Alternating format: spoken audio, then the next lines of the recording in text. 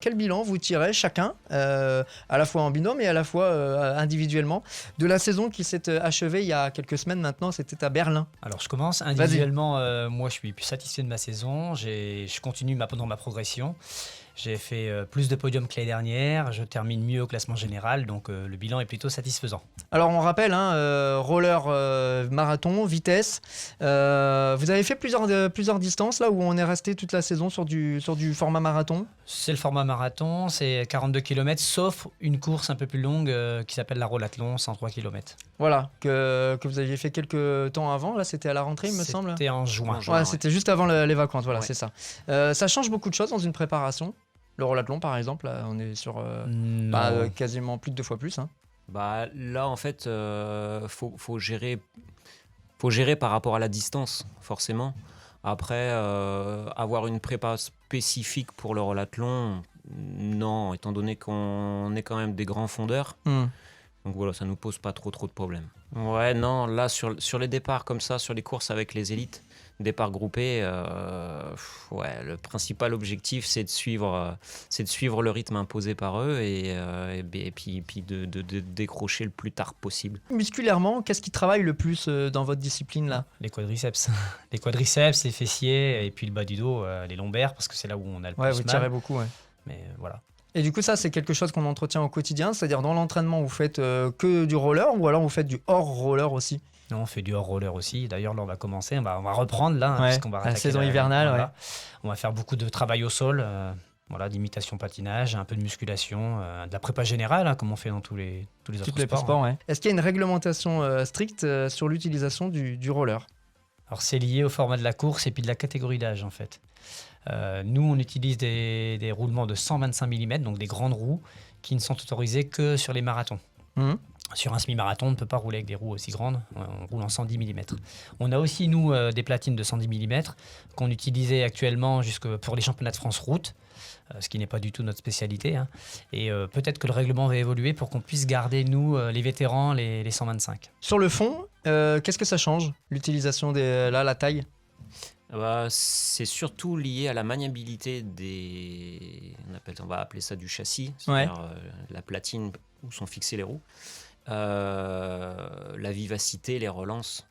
D'accord, ça c'est répond quelque mieux. chose. Ouais, ça répond mieux tout de suite. Et plus en fait c'est comme au vélo, plus on a des grosses roues, plus c'est difficile à emmener. Par contre, une fois lancé, c'est un gain d'équilibre, c'est un gain de stabilité et ça roule plus vite pour le même type d'effort. À notre niveau, c'est des chaussures sur mesure. Ouais. D'ailleurs, on a changé tous les deux cette année de nos chaussures. On est passé sur un autre fabricant français et ils sont moulés à notre pied. Donc, ça a forcément un coût plus important qu'une paire de rollers classiques. Alors justement, parlons-en. Là déjà, vous avez une prochaine saison qui va recommencer donc au printemps prochain. Ouais, début mars. Donc là, on va arriver dans la préparation, j'imagine, physique. Est-ce que du coup, vous n'avez pas vraiment coupé? Le corps, il s'arrête jamais? Non, pas vraiment, ouais. C'est une volonté de votre part ou parce que c'est... On a c'est besoin un de bouger tout le temps. Vous êtes hyper actif, d'accord. De ce côté-là, il peut y avoir une petite lassitude, de se dire mince, on varie pas assez les exercices, on fait toujours la même chose. Mais quand on voit les résultats qui suivent, finalement, c'est pas si gênant que ça. Ouais, ça fonctionne. On change pas une méthode qui gagne finalement. Là, cette année, j'ai dit, faut quand même mettre un gros coup. J'ai envie de faire une grosse saison.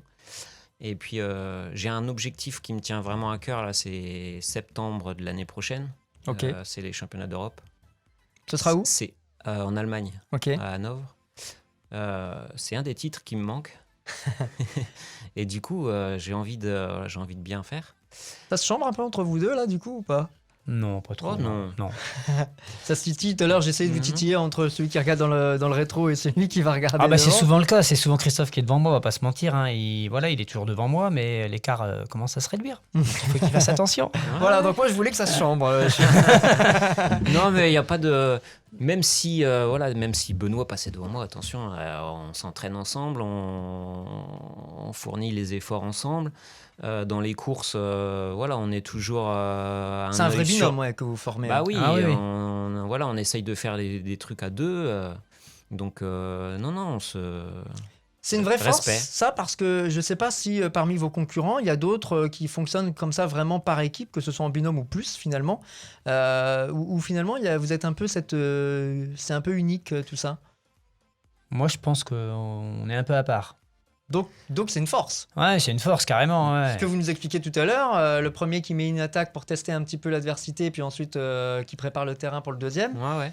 C'est exactement ça. C'est quand même une plus-value dans une course. Hein. Après, c'est vrai qu'on est dans les courses, on est pratiquement les deux à courir du même club, au même niveau, parce que attention, dans les courses master, il y a de tout. Il y a de tout et à tous les niveaux. Et donc, même si une équipe, même si un club arrive avec plusieurs effectifs, ils n'ont pas forcément le même niveau. Donc, c'est vrai que nous, en ayant le même niveau, on est toujours, on est toujours ensemble par rapport aux autres qui, eux, des fois, se retrouvent tout seuls. Donc c'est une force, pour faire simple. Après mon titre en 2018, j'ai ma commune, un des responsables de la section loisirs et sports, qui est venu à la maison pour faire une petite interview, pour mettre dans le journal du village, faire un petit encart. Et on avait aussi parlé conditions d'entraînement. Donc j'avais expliqué que c'était un peu le point noir dans la région parce qu'il n'y avait rien et on s'entraînait par nos propres moyens. On avait trouvé une petite zone à Vitry-les-Reims qui est toujours d'actualité aujourd'hui. Et vous me disiez ça restait dangereux parce que vous partagez ça même parfois avec les voitures, etc. C'est super dangereux. Et d'ailleurs, l'actualité, alors pas forcément pour le roller, mais pour les vélos, a quand même parfois été dramatique ces derniers temps. Hein, donc c'était important. Bah oui, bien sûr. Et à partir de là, il y a eu des avancées. C'est-à-dire que aujourd'hui, ma commune a décidé de... On peut la citer alors. Hein, ouais, la commune de Betteneville où j'habite a décidé de faire fort. Et ils ont créé une structure dédiée à ça. Voilà, une piste de 200 mètres aux normes de la Fédé internationale avec virage incliné. Donc voilà, tip top, sécurisé comme il se doit. Donc c'est un gros. Là, ça va devenir un gros avantage parce que on va pouvoir travailler des choses bien spécifiques sur piste dont on n'a pas l'habitude. Et ça, c'est. Je sais pas comment je vais pouvoir remercier ma commune. Il faut la médaille. Ma commune de ça. Voilà, c'est ça. Il faut ramener un titre. Est-ce que ça veut dire que malgré tout, l'année prochaine, vous porterez encore les couleurs rémoises? Pour la prochaine saison. On a repris notre licence roller là, cette année au RPV, donc on sera encore rémois. Bon, ça ne nous empêche pas, quoi qu'il arrive, on va vous suivre, nous. Il n'y a pas de, on espère. Il n'y a pas de souci, les copains, en fait partie de la famille. Mais ça veut dire que vous réfléchissez malgré tout, du coup, c'est un constat à des évolutions, en tout cas, dans votre façon de voir l'avenir. Pour ma part, oui, parce que j'ai la piste maintenant arrive sur la fin. Je pense que dans un avenir assez proche, une structure sera montée et on essaiera de faire évoluer ça. Et il y a un dédommagement quand vous partez comme ça à Berlin ou à Lyon ou etc. C'est tout pour votre poche ou... Tous les déplacements sont pour nous, sauf même la Fédé, vous n'êtes pas Non, la Fédé paye juste les inscriptions aux compétitions internationales. D'accord. Quand on est sélectionné en équipe de France. Et le club, le RPV, nous aide financièrement pour ces déplacements-là. Ouais, alors voilà, c'est là où je parle de reconnaissance de la performance quand même. Moi, je sais pas, s'il faut appeler le département ou je suis persuadé qu'il y a des gens comme ça qui nous appellent, qui nous écoutent. En tout cas, ça c'est sûr, je le sais, qui nous suivent. Juste pour rebondir, le département, parce que c'est un oubli, le département nous aide aussi. On a une subvention tous les ans. Voilà, ce qui permet quand même d'amortir un petit peu. D'amortir effectivement ce genre de déplacement parce que quand on parle d'investissement, on parle de sacrifice aussi, alors en argent et en temps.